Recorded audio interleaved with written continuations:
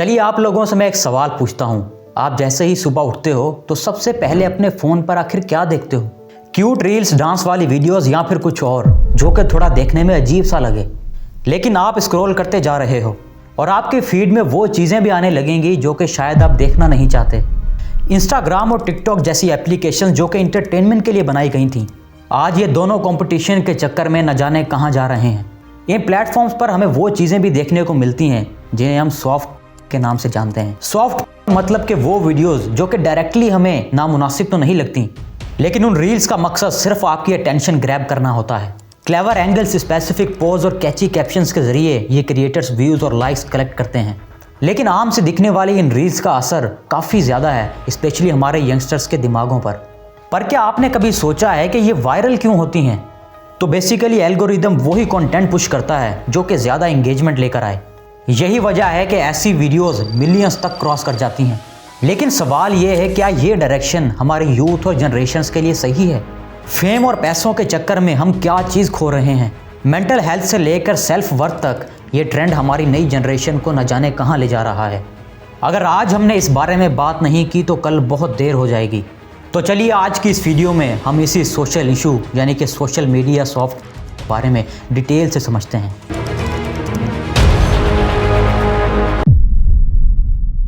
चलिए सबसे पहले इस बारे में बात करते हैं जो कि शायद आपने भी नोटिस की होगी। सोशल मीडिया पर सब कुछ इतना स्मूथली होता है कि पता ही नहीं चलता कि कब नॉर्मल चीज़ एक आम सी लगने लगी है। बिल्कुल बॉइलिंग फ्रॉग वाला कॉन्सेप्ट, जिसमें मेंढक को पानी के अंदर डाला जाता है और पानी को आहिस्ता आहिस्ता गर्म किया जाता है। मेंढक ये समझता है कि अभी कुछ ही देर में मैं यहाँ से छलांग लगा जाऊँगा, लेकिन तब तक बहुत देर हो जाती है। वो पानी इतना ज़्यादा गर्म और बॉयल हो जाता है कि मेंढक वहाँ से छलांग ही नहीं लगा पाता। उसे पता ही नहीं चलता कि ये पानी कब इतना ज़्यादा गर्म हो गया है और फिर वहीं वो उसी पानी में दम तोड़ देता है। गेट रेडी विथ मी वाली वीडियोस को ही ले लो। पहले ये ट्रेंड स्टाइल और फैशन शेयर करने के लिए होता था, लेकिन आज की इन रील्स का फोकस फैशन से हटकर कुछ और ही होता है। कैमरा एंगल्स ऐसे चूज़ किए जाते हैं, शूट्स ऐसे प्लान किए जाते हैं कि फैशन तो सिर्फ अब एक बहाना ही बनकर रह चुका है। आप ज़रा खुद एक मिनट के लिए सोचो, एक क्रिएटर जो कि अपने रूम में कैमरा सेट करती है, अपने कपड़े चेंज करने का पूरा प्रोसेस भी रिकॉर्ड कर लेती है, लेकिन असल में ऐसी क्रिएटर्स तो अपनी स्किन बेच रही होती हैं।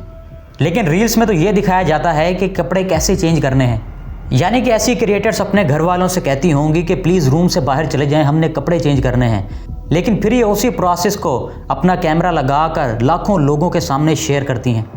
है ना कितनी अजीब सी बात। कमेंट सेक्शन में तो साफ देखा जा सकता है कि व्यूअर्स फैशन टिप्स नहीं बल्कि कुछ और ही देखने आए हैं।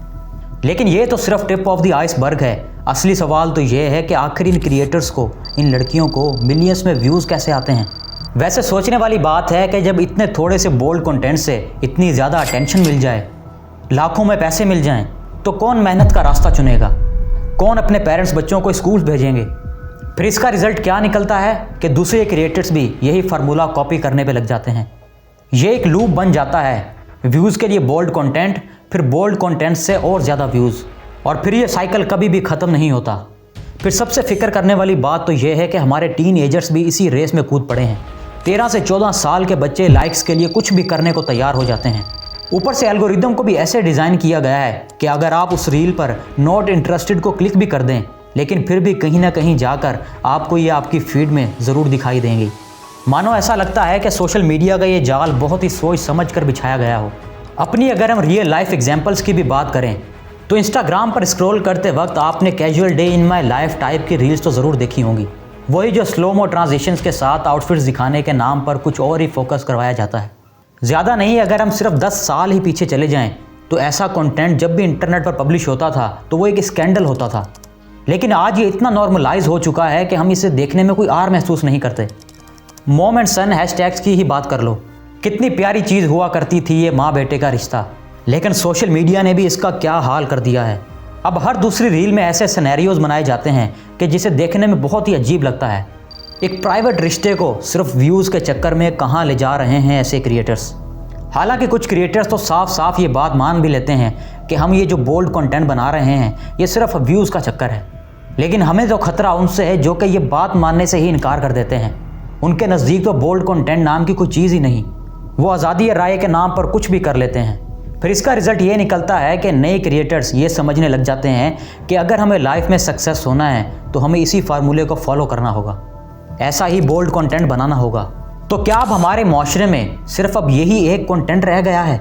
और ये बात हमारे माशरे के लिए सही या गलत की नहीं है, बल्कि इसका असर हमारी सोसाइटी पर इससे भी ज़्यादा गहरा है। रिसर्च से भी हमें यही पता चलता है कि आज के बच्चे किस तरह की सोच के साथ बड़े हो रहे हैं। 10 से 12 साल के बच्चे जो कि अपनी ही उम्र से बड़ा दिखना चाहते हैं, वो भी इसी सोशल मीडिया का ही कमाल है। ऑस्ट्रेलिया जैसे मुल्क में तो 16 साल से कम उम्र के बच्चों के लिए सोशल मीडिया बैन करने की बात चल रही है। और पाकिस्तान, जहां बहुत ज़्यादा यंग जनरेशन रहती है, वहां ये मसला और भी ज़्यादा सीरियस हो रहा है। हमारी नई आने वाली जनरेशन इस डिजिटल ट्रैप में फंसती जा रही है, और अगर ये ऐसे ही फंसती रही तो फिर हमारे मुल्क का फ्यूचर आप इमेजिन कर ही सकते हो कि आने वाले वक्त में ऐसे बोल्ड क्रिएटर्स देखने में बहुत आम हो जाएंगे। अब क्योंकि ऐसे कंटेंट का हमारी सोसाइटी पर इतना ज़्यादा गहरा असर हो रहा है, जो कि सिर्फ स्क्रीन तक ही महदूद नहीं, बल्कि ये हमारी सोच, हमारे रिश्ते, हमारी वैल्यूज़ सब कुछ बदल रहा है। सोशल मीडिया ने हर चीज़ को इतना ज़्यादा चमकदार बना दिया है कि कभी कभी तो गलत और सही बात का फ़र्क करने में पता ही नहीं चलता। ज़रा सोच कर तो देखें हमारे आने वाले बच्चों के बारे में। जब वो देखते हैं कि मेहनत और पढ़ाई से तो अच्छा है कुछ बोल्ड रील्स ही डाल दो, फेमस भी हो जाएंगे और पैसा भी आ जाएगा, फिर आखिर कौन बुक्स पर दिमाग लगाएगा? फेमस होने की भूख आज के बच्चों में इतनी ज़्यादा तेज़ी से फैल रही है कि बच्चों के अब रियल लाइफ गोल्स ही ख़त्म होते जा रहे हैं। लाइक्स और कमेंट्स की डिजिटल करेंसी में खुशी ढूंढते ढूंढते हम असली ज़िंदगी से बहुत दूर जा चुके हैं। आप भी मेरी इस बात को सेकंड करोगे कि आजकल के बच्चों को पढ़ाई में बिल्कुल भी इंटरेस्ट नहीं रहा। सबकी ज़बान पर सिर्फ एक ही बात है कि हमने भी ऐसा ही कंटेंट बनाना है। इसके अलावा फिर जो इन बोल्ड क्रिएटर्स को देखते हैं, उनकी सोच कैसे डेवलप हो रही होगी। उन्हें लगता होगा कि असली रिलेशनशिप तो शायद ऐसे ही होते हैं। ये वर्चुअल दुनिया उनके एक्सपेक्टेशंस को इतना ज़्यादा अनरियलिस्टिक बना रही है कि रियल लाइफ में एडजस्टमेंट करना उनके लिए मुश्किल से मुश्किल तर होता जा रहा है। इसके अलावा फिर एक और ट्रेंड जो कि दिल दहला देता है कि पेरेंट्स जो अपने ही बच्चों को सोशल मीडिया पर एक्सपोज करते हैं, सिर्फ फेम के चक्कर में अपने बच्चों का बचपना ऑनलाइन डाल रहे हैं। उनकी फ़ोटोज़, उनकी वीडियोज़, उनके प्राइवेट मोमेंट्स सब कुछ इंटरनेट पर अवेलेबल है। आखिर ये कैसी पेरेंटिंग हुई? और फिर आप सिम कल्चर्स की ही बात कर लें, कुछ लोग ऐसे सॉफ्ट क्रिएटर्स के पीछे ऐसे पागल हुए पड़े हैं जैसे उनकी ज़िंदगी का असल मकसद ही सिर्फ यही हो। लड़कों को लगता है कि ये सिर्फ एक नॉर्मल बात है और लड़कियां सोचती हैं कि ये उनकी वर्थ है, और यही सोच हमारी आने वाली जनरेशन्स को बहुत इफ़ेक्ट करेंगी। हमारे रिश्ते, हमारा कल्चर, सब कुछ इससे इफ़ेक्ट होगा। अब असली सवाल तो ये है कि आखिर इस सारे चक्कर से निकला कैसे जाए। तो इसका सलूशन भी है, पर उसके लिए हम सबको साथ आना होगा। सबसे पहले तो ये समझना ज़रूरी है कि ये किसी एक इंडिविजुअल का मसला नहीं, बल्कि ये हम सब की जिम्मेदारी है। आपका हर शेयर, हर लाइक बहुत मैटर करता है। ये चीज़ बहुत मैटर करती है कि आप किन क्रिएटर्स को देख रहे हैं। स्कूल कॉलेजेस में बच्चों को सिखाना होगा कि सोशल मीडिया का असर उनकी लाइफ पर किस तरह पड़ रहा है। पेरेंट्स को भी समझना होगा कि उनके बच्चे ऑनलाइन पर आखिर क्या कर रहे हैं। वर्कशॉप्स रखनी होंगी, डिस्कशंस करनी होंगी, हमें खुलकर बात करनी होगी इन चीज़ों के बारे में। इसके अलावा बात सिर्फ प्लेटफॉर्म्स की गलती पर ही नहीं रुकती, बल्कि हमें खुद से भी ये सवाल पूछना होगा कि हम किन लोगों को व्यूज़ दे रहे हैं, किन की वीडियोज़ को लाइक्स कर रहे हैं। तो आखिर कब तक ये सारा साइकिल चलता रहेगा? हम सबको एक रिस्पॉन्सिबल यूज़र बनना होगा। हमें ऐसे क्रिएटर्स को फॉलो करना होगा जिससे आपको कुछ सीखने को मिले, या फिर जो पॉजिटिव कंटेंट को प्रमोट कर रहा है। लॉ की बात करें तो ऑस्ट्रेलिया का मॉडल भी हमारे सामने है। बच्चों के लिए सोशल मीडिया को रिस्ट्रिक्ट करना मुश्किल ज़रूर है, लेकिन नामुमकिन नहीं। गवर्नमेंट और स्कूल मीडियाज़ कंपनीज़ को मिलकर काम करना होगा। टिकटॉक, इंस्टाग्राम जैसे प्लेटफॉर्म्स को अपने एल्गोरिदम्स बदलने होंगे। हमें अनहेल्दी कंटेंट को प्रमोट करना भी बंद करना होगा। फिर सबसे इम्पॉर्टेंट बात कि आप और मैं किसी ऐसे क्रिएटर को फॉलो तो नहीं कर रहे जो कि गलत कंटेंट पब्लिश करता है। ये चीज़ हमें अपने सोशल मीडिया अकाउंट्स पर चेक करनी होगी। आज के बाद कोई भी कंटेंट अगर आपको गलत लगे तो उसे रिपोर्ट करो, उसे शेयर मत करो। इससे एक सिंपल से एक्शन से बहुत बड़ा फ़र्क पड़ सकता है। याद रखिए, ये मेरी तरफ से कोई लेक्चर नहीं, बल्कि हमारी सोसाइटी का रियलिटी चेक है। जो आज हमें ट्रेंडिंग लग रहा है वो कल हमारे मुआशरे के लिए जहर भी बन सकता है। तो चलिए, अब वक्त है जागने का। हम सबको मिलकर इस चीज़ की शुरुआत करनी होगी, क्योंकि अगर हम नहीं करेंगे तो फिर आखिर कौन करेगा। तो चलिए आज से ये फैसला कर उठते हैं कि अगर आपको आज के बाद कोई प्रॉब्लमैटिक कंटेंट देखने को मिले तो आप उसे रिपोर्ट ज़रूर करोगे। कोई अच्छा कंटेंट देखने को मिलेगा तो उसे शेयर करोगे। अगर आपको लगता है कि ये मैसेज हमारी सोसाइटी के लिए बहुत ज़रूरी है तो इसे अपने रिलेटिव्स और फ्रेंड्स के साथ ज़रूर शेयर करें, क्योंकि कतरे कतरे से ही ये पानी भरेगा और फिर ऐसा वक्त भी आएगा जब ये एक समंदर बन चुका होगा।